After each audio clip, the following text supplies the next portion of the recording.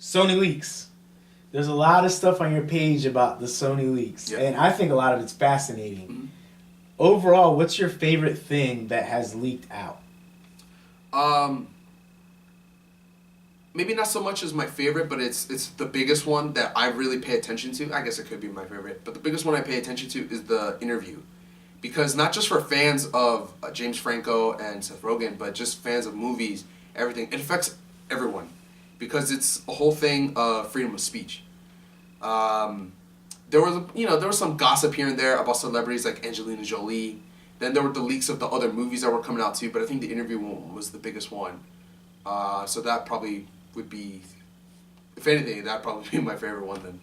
And again, it doesn't affect just fans; it affects everyone. Mm-hmm. Not only the people at Sony, but moviegoers, people who just go about their day. It's just so how easily a company like that can get hacked.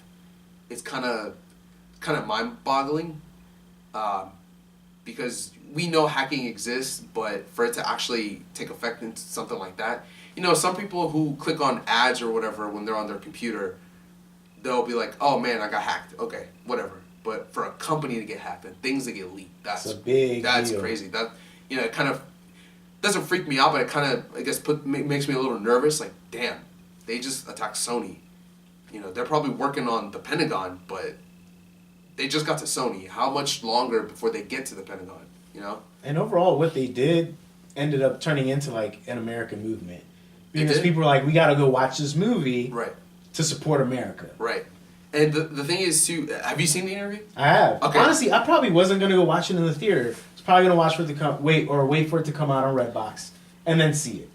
But just because that happened, Christmas Day, I sat there and I watched it. I did too. I paid like the $5 to rent it, and I watched it. Yeah, we saw it on Google Movie too. You had to. I was in the same box, man. I like Seth Rogen. I love his movies, but for me, those particular comedies, I guess in particular, I'm not the kind of guy to go spend money at the theater for it.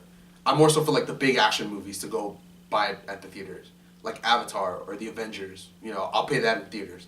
But like comedies and like dramas, romantic comedies, I'm more so like I'll wait for DVD or Redbox or whatever. But in the same situation, because it was so big, I was like, no, I gotta watch it like now. I have to watch it show today. Exactly. And you're right, it did cause a big movement because it is attacking freedom of speech. We're being threatened to not play this movie. Granted, I understand why theaters didn't want to release it, because the risk of hundreds of people isn't worth the price of a movie. I mean, let's get real. I agree. It's not worth the movie. But Sony should have stepped up, and if I were in Sony's shoes, I would have let the theaters do what they did. I would have been totally down for it. But to like stop any and all production, I would not have even been like, yeah, we're gonna stop it. No, they should have just kept going with whatever their plan A was, and just kept going with it, because we have to trust that our government would have done something to protect us. But at the same time, is you can't cower.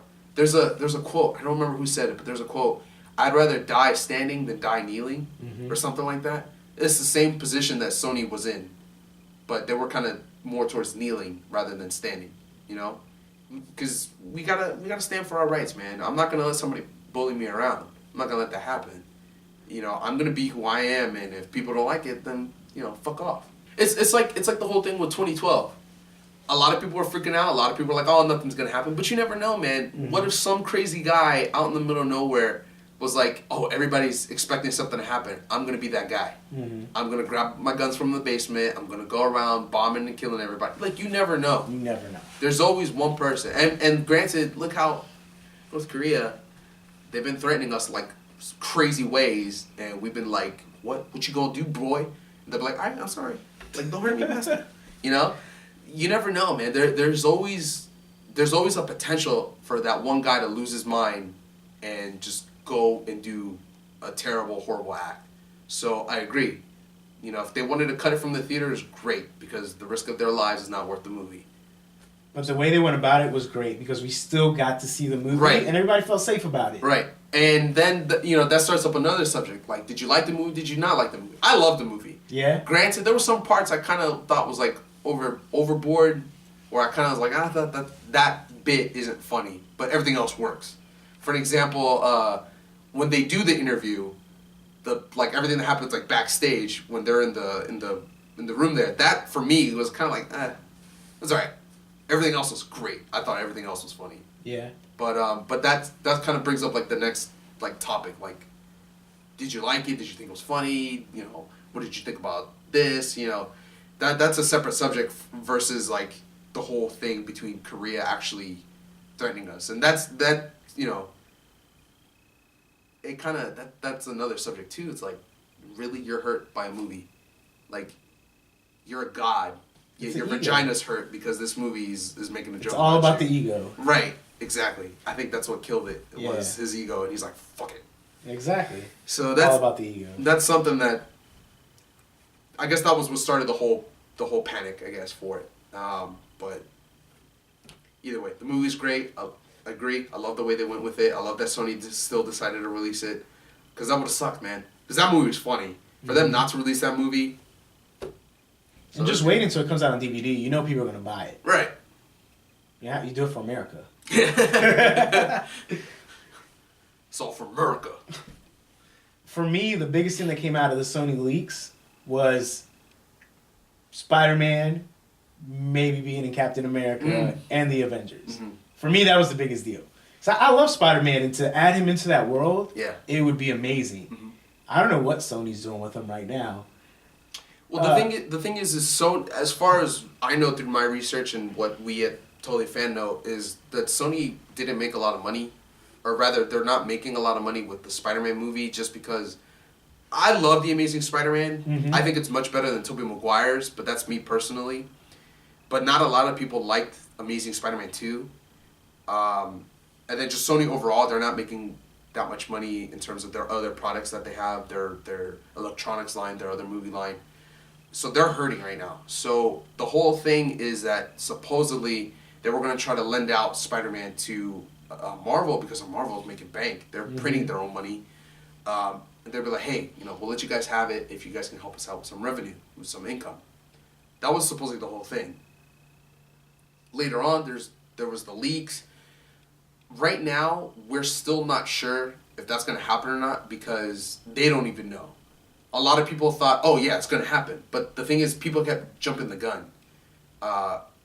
If they do get Spider-Man in the Marvel universe, it might not be until their Avengers 3. Maybe he might be in Captain 3, but that doesn't seem likely, just because they already had their plan. They already had everything mapped out. Script is written out. Yeah. Mm-hmm. Their general concept of how the story's going to move is there. For them to bring Spider-Man in, they would have to rewrite a lot of things. They'd have to rework a bunch of things that might already be done. And so it's going to be kind of weird to make that jump happen. But if they do decide to do it, I agree. It'll be great. Just because I would love to see a Marvel universe with everyone together, because you get really great storylines. For an example, Captain America 3 is going to be based on the storyline of Civil War. Civil War, some of the big players are Spider-Man, Mr. Fantastic from Fantastic Four, and obviously the X-Men. You know, they play a big part too, because in the X-Men, they're a society that has to hide, whereas in the Civil War, it's about hiding versus being out there. That's where Iron Man is like, you know, Iron Man's like, you know, we're here, let them know who we are. Captain's like, people's lives could be at stake because of mutant abilities, because of, for an example, if you were to see some girl walk around like Mystique, but that's like her, would you not be like whoa? I get her phone number. Okay, well, okay, you're Alan. If you weren't Alan, if you were somebody else, some random Joe, you'd be like, what the hell? Yeah, you'd be what the hell. And then you get her phone number. But you get it though. I mean, some people are afraid of what's different, and that's the whole concept of the X-Men. So they play a big part in the Civil War. So I would love to see a whole universe rather than it kind of split off because of rights, because of, you know, companies own the property. Mm-hmm. You know, it kind of sucked. So if they do get Spider-Man, this just kind of helps me be like, all right, cool. We're getting closer to that ultimate universe with everybody in it. So hopefully that works out. Hopefully we do get Spider-Man in Marvel sooner rather than later. Mm-hmm. But I want, you and everybody else to understand that if it happens later, it's because they had a plan already done, and to bring him in is just, it's going to be weird.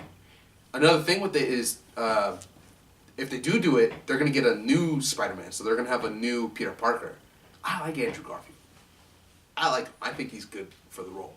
Not a lot of people like them, though, because they think he's like the punker, kind of hipster-ish type, I guess, character, whereas he's supposed to be more nerdy. Man, I think it works. For retelling, I think it's great. I would love to see him keep going on, but they have their plan. They're gonna figure it out. They're gonna do whatever they got to do.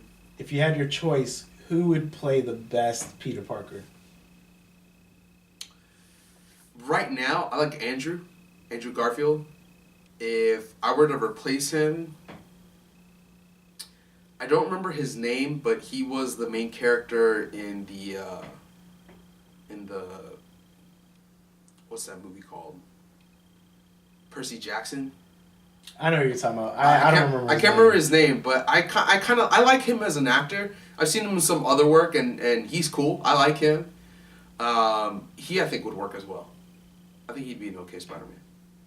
I think I wouldn't mind the guy from Kick-Ass.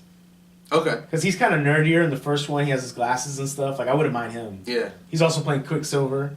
So that wouldn't work, because he's already one hero, so to have him, face-to-face overlap. It'd kind of be weird. At the time, though, before Quicksilver, yeah, I would have liked to have seen him. Mm-hmm. It would have been a good one, too. Yep. But now he's all big and bulky. He's like, nah, man, I'm not that nerdy kid no more. No more. I'm Quicksilver.